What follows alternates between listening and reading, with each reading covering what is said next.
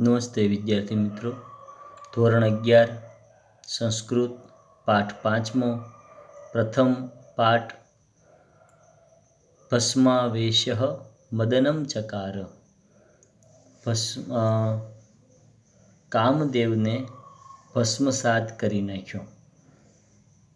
વિદ્યાર્થી મિત્રો, આ પાઠમાં કાલિદાસ દ્વારા કુમાર સંભવમ નામનું એક ખૂબ મોટું સંસ્કૃતમાં નાટક લખાયેલું છે, જેની અંદર ભગવાન શિવે કામદેવનું જે દહન કર્યું છે, કામદેવને બાળી નાખ્યો છે, એનું સુંદર વર્ણન છે એ કરવામાં આવ્યું છે. આપણે ત્યાં પુરાણોમાં તારકાસુર નામનો એક ખૂબ મોટો દાનવ થઈ ગયો, રાક્ષસ થઈ ગયો. એણે એવું બ્રહ્માજી પાસેથી વરદાન મેળવેલું કે હું શિવના પુત્ર સિવાય કોઈથી મરું નહીં. અને ભગવાન શિવ છે એ વૈરાગ્યના દેવ છે, એટલા માટે એ લગ્ન કરે નહીં, એટલા માટે રાક્ષસ મરે નહીં, આવું એણે વરદાન માગી લીધેલું. એટલા માટે દેવતાઓએ ભગવાન શંકરની તપશ્ચર્યા તોડાવવા માટે કામદેવ, આપણે ત્યાં 4 પ્રકારના દોષ અથવા 4 પ્રકારના જીવનમાં એક પ્રકારનું ધર્મ, અર્થ, કામ અને મોક્ષ, આવા 4 જીવનના ભાગ પાડવામાં આવ્યા છે. ધર્મ એટલે આપણી ફરજ, એ આપણે નિભાવવી જોઈએ. બીજું, ધર્મ પછી અર્થ, પૈસો પણ પ્રાપ્ત કરવો જોઈએ. પછી કામ, આપણે જે કામનાઓ હોય, ઈચ્છાઓ હોય એને પરિપૂર્ણ કરવી, એ પણ એક કામ છે. અને બીજું કામ છે સ્ત્રી પુરુષનું આકર્ષણ, એ પણ એક કામ છે. અને એના દ્વારા સંતતિઓ છે, સૃષ્ટિ સર્જન માટે દરેક પ્રાણીના શરીરની અંદર જે દેખાતો નથી એવી એક લાગણી, જેને આપણે કામ કહીએ છીએ. અને આ કામ ઉપર જેણે વિજય મેળવી લીધો એને પછી મોક્ષની પ્રાપ્તિ થાય, જીવનમાંથી એને મુક્તિ પ્રાપ્ત થાય. તો ભગવાન શિવ છે એ કામને જીતી લીધેલા વ્યક્તિ હતા.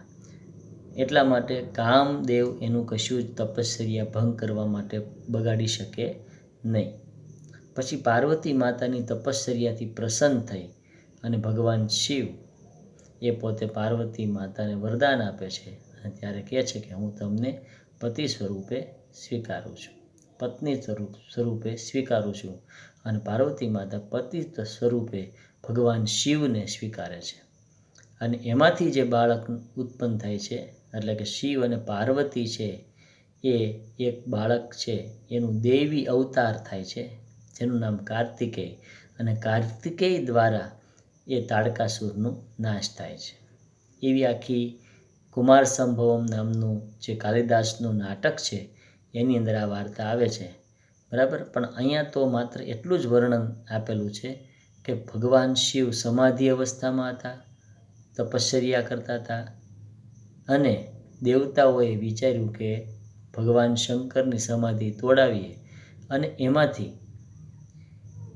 એ પોતે જાગી જાય અને એ પોતે પાર્વતી માતા સાથે લગ્ન કરે. એ માટે કામદેવને તૈયાર કરે છે. કામદેવ છે એ બાણ ફૂલના રાખે છે, એ છોડે કોઈ પણ વ્યક્તિ ઉપર તો એનામાં કામના ઉત્પન્ન થાય, કામ સંમોહન થાય. અને એના દ્વારા ભગવાન શંકર પોતાની તપશ્ચર્યા છોડી અને પોતે પાર્વતી માતાને લગ્ન કરી નાખે. પણ એવું બન્યું નહીં. જેવું કામદેવે બાણ ભગવાન શિવ ઉપર છોડ્યું, તરત ભગવાન શિવની 3જું નેત્ર ખુલી જાય છે અને એમાંથી અગ્નિ વરસી પડે છે, અગ્નિ નીકળે છે અને એની અંદર એ પોતે બાળીને ભસ્મ કરી નાખે છે. તો આવી એક વાત આ પાઠમાં સમજાવવામાં આવી છે. એટલા માટે કીધું મદનમ એટલે કામ, ભસ્માવેશ એટલે કે ભસ્મીભૂત ભગવાન શિવે ચકારહ કરી નાખ્યો. સંસ્કૃત સાહિત્યમાં માન્ય પ્રસિદ્ધ 5 મહાકાવ્યોમાંનું એક મહાકાવ્ય એ કાલિદાસ વિચરિત કુમાર સંભવમ છે. આ મહાકાવ્યના નાયક નાયિકા જગતના માતા પિતા એવા પાર્વતી અને પરમેશ્વર ભગવાન શિવ છે. તેમના વિવાહ પ્રસંગનું નિરૂપણ કુમાર સંભવનો મુખ્ય વિષય છે. પ્રસ્તુત પાઠમાં સમાવિષ્ટ 8 પદ્યો તેમના વિવાહ પૂર્વની એક પ્રસિદ્ધ ઘટનાના ભાગ તરીકે કુમાર સંભવોના 3ય સર્ગમાં આવે છે. તારકાસુર દાનવ દેવોને અતિશય ત્રાસ આપતો હતો. આ ત્રાસથી મુક્ત થવા માટે દેવો બ્રહ્માની પાસે ગયા અને ત્રાસના નિવારણનો ઉપાય પૂછ્યો. બ્રહ્માએ દેવોને જણાવ્યું કે શિવ અને પાર્વતીનો પુત્ર સેનાપતિ બનીને તારકાસુર સાથે યુદ્ધ કરે. યુદ્ધમાં તારકાસુરનો વધ થાય તો જ તમને આ ત્રાસમાંથી મુક્તિ મળી શકે એમ છે. આ કાર્યને સંપન્ન કરવા માટે શિવ પાર્વતીનો વિવાહ થાય એ આવશ્યક હતું. આ કાર્ય સંપન્ન કરવાની જવાબદારી કામદેવને સોંપવામાં આવી. હિમાલય ઉપર શિવ તપશ્ચર્યામાં લીન હતા. પાર્વતી એમના પરિચર્યામાં એટલે એની સેવામાં લાગેલા હતા. કામદેવ અહીં આવી પહોંચે છે અને પોતાને સોંપેલું કાર્ય કરવા માટે સન્નદ્ધ બને છે. તૈયાર થાય છે, સન્નદ્ધ થાય છે. એટલે કામદેવના સહયોગ માટે વસંત ઋતુ ઉપસ્થિત થાય છે. આમ અકાળે વસંત ઋતુ ખીલી ઉઠે છે. વસંતના આ પ્રભાવક વાતાવરણમાં પાર્વતી શિવને કમળ કાકડીની માળા પહેરાવે છે. તકની રાહ જોઈ રહેલો કામદેવ સક્રિય થઈને સંમોહન નામનું બાણ ધનુષ્ય પર ચડાવે છે. શિવ સહેજ વિચલિત થાય છે, કારણ કે કામદેવે એના ઉપર સંમોહિત નામના શક્તિશાળી બાણ ફેંક્યું છે, પણ તરત જ સંયમ કેળવી લે છે.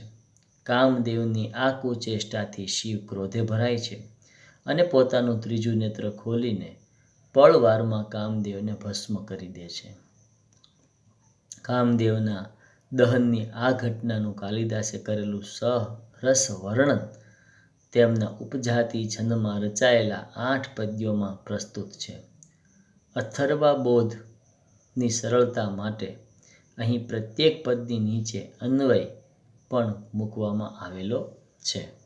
એટલે વિદ્યાર્થી મિત્રો, અન્વય એટલે કે કોઈ પણ જે શ્લોક છે એનું ગદ્યમાં રૂપાંતરણ પણ કરેલું છે. તો વિદ્યાર્થી મિત્રો, આજે આપણે થોડાક પાઠના ભાષાંતરની અંદર પ્રવેશ કરીએ. અથોપનિન્યે ગિરિશાય ગૌરી તપસ્વીને તામ્રરુચા કરેણ વિશોષિતાં ભાનુમતો મયુખેન મદન્ન પુષ્કર બીજમાલામ. હવે એનું ગુજરાતી પાછું અન્વય તરીકે આપણે જોવાનું છે કે ગુજરાતી કેવી રીતે શ્લોકનું થયું છે. તો અતઃ ગૌરી તપસ્વીને ગિરિશાય ચામ્રરુચા કરેણ ભાનુમત્તઃ મયુખે વિશોષિતાં મંદાકિની પુષ્કર બીજમાલામ ઉપનિન્યે. એટલે એનો અર્થ એવો થાય છે કે પહેલો શબ્દ છે અન્વય દ્વારા અતઃ એટલે હવે, અતઃ એટલે પછી, ગૌરી એટલે કે પાર્વતીએ, તપસ્વીને એટલે કે તાંબા જેવી કાંતિવાળા, લાલ, તામ્રરુચામ તાંબા જેવી લાલ પ્રકાશવાળા. પછી કીધું છે કે ભાનુમત્તઃ સૂર્યના કિરણોથી સૂકવેલી, મયુખે એટલે કે ગંગા નદીના કમળોના બીજમાલામ એટલે કે ગંગા નદીમાં જે કમળોના બીજની માળા જે તપસ્વી તપશ્ચર્યામાંથી જાગેલા ઉપનિન્યે મહાદેવને અર્પણ કરી, એટલે કે ઉપનિન્યે એટલે અર્પણ કરવી. પછી પાર્વતીએ પોતાના તાંબા જેવી કાંતિવાળા લાલ હસ્ત વડે સૂર્યના કિરણોથી સૂકવેલી ગંગા નદીના કમળોના બીજની માળા તપસ્વી મહાદેવના ગળામાં અર્પણ કરી. વિદ્યાર્થી મિત્રો, તને પરીક્ષાની અંદર આ અન્વય જ પૂછવામાં આવશે, એટલે તમારે અન્વય તરીકે આ શ્લોકનું ભાષાંતર પાકું કરવાનું છે. શ્લોક નહીં આવે, બરાબર? એટલે તમારે આ અન્વય વ્યવસ્થિત રીતે પાકો કરવાનો. ફરી વાર જોઈએ. પછી પાર્વતીએ પોતાના તાંબા જેવી કાંતિવાળા લાલ હસ્ત વડે સૂર્યના કિરણોથી સૂકવેલી ગંગા નદીના કમળોના બીજની માળા તપસ્વી મહાદેવના ગળામાં અર્પણ કરી. બીજો શ્લોકનો અનુવાદ છે. પ્રતિગ્રહ્યંતુ પ્રણયી પ્રિયત્વા ત્રિલોચનસ્તામ ઉપચક્રમે ચ સંમોહનમ નામ ચ પુષ્પધન્વા ધનુષ્યમોઘમ સમતઃ બાણમ. તો એનું ગુજરાતી અનુવાદ આવું થાય. પહેલાં આપણે સંસ્કૃત જોઈએ. અન્વય. ત્રિલોચન પ્રણયી પ્રિયત્વાતઃ ત્વામ પ્રતિગૃહીતુમ ઉપચક્રમે ચ પુષ્પધન્વા ચ ધનુષિઃ સંમોહનમ નામ અમોઘમ બાણમ સમંધઃ. એનો ગુજરાતી અર્થ એવો થાય કે ત્રિલોચન ત્રિનેત્રધારી ભગવાન શંકર પ્રણયી પ્રીતવાત ભક્તવત્સલ હોવાને લીધે ત્વામ પ્રતિગૃહ્યતુમ પાર્વતીએ આપેલી તે માળાને ગ્રહણ કરવા માટે ઉપચક્રમે ચ જ્યારે તૈયાર થયા ત્યારે પુષ્પધન્વા ધનુષી સંમોહનમ તે જ સમયે કામદેવે સંમોહન નામનું ક્યારેય નિષ્ફળ ન જાય તેવું અમોઘમ બાણ સમદ્ધ અમોઘ બાણ ધનુષ્ય પર ચડાવ્યું. જેવું આ બાણ છે એ ધનુષ્ય ઉપર ચડાવવામાં આવે છે ત્યારે અકાળે વસંત ઋતુ ખીલી ઉઠે છે અને ચારે બાજુ એકદમ આમ ખુશનુમા વાતાવરણ છે એ આખું બની જાય છે. તો ફરી એકવાર જોઈએ. ત્રિનેત્રધારી ભગવાન શંકર ભક્તવત્સલ હોવાને લીધે પાર્વતીએ આપેલી તે માળાને ગ્રહણ કરવા માટે જ્યારે તૈયાર થયા તે સમયે જ કામદેવે સંમોહન નામનું ક્યારેય નિષ્ફળ ન જાય તેવું અમોઘ બાણ ધનુષ્ય પર ચડાવ્યું. ત્યાર પછી ત્રીજો શ્લોક. હરસ્તુ કિંચિત પરિલુપ્ત ધૈર્ય ચંદ્રોદયરાંભ ઇવાંબુરાશિઃ ઉમામુખે બિલ્વફલાધરોષ્ઠે વ્યાપાર માસઃ વિલોચનાની. આનું અન્વય એવો થાય છે કે ચંદ્રોદયારંભે એટલે જેવું ચંદ્રના ઉદયનો આરંભ થાય છે, જેમ ચંદ્રના ઉદયનો પ્રારંભ થાય છે અને તે સમયે કિંચિત પરિલુપ્ત ધૈર્ય હરહ અત્યંત ગંભીર એવો હરતુબિંબા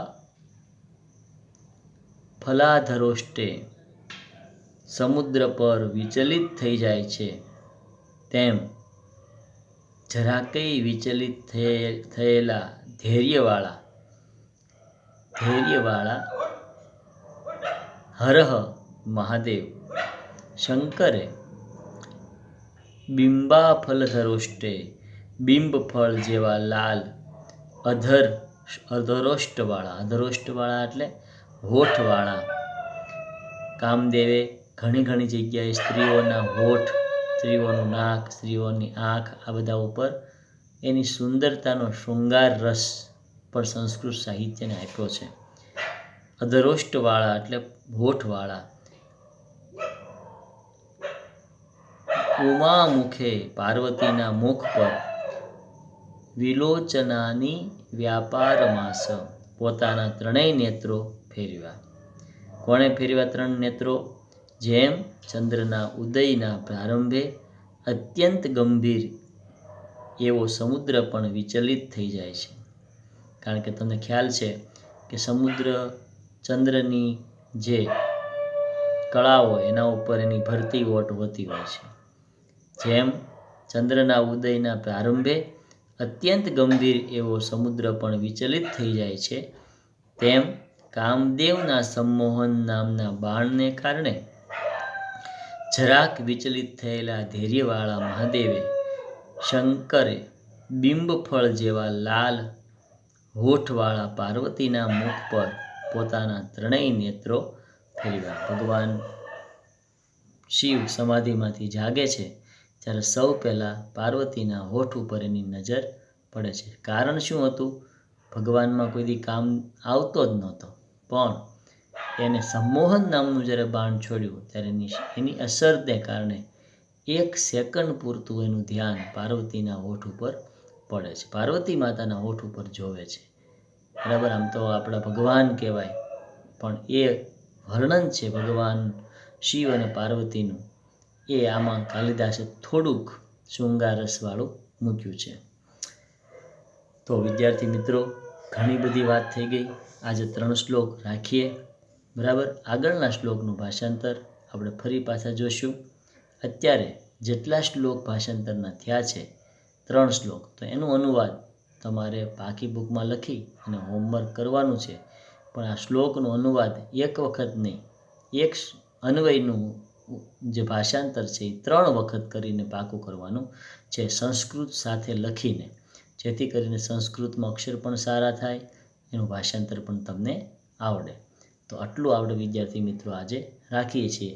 આગળની વાત છે એ પાછા આપણે જોઈશું.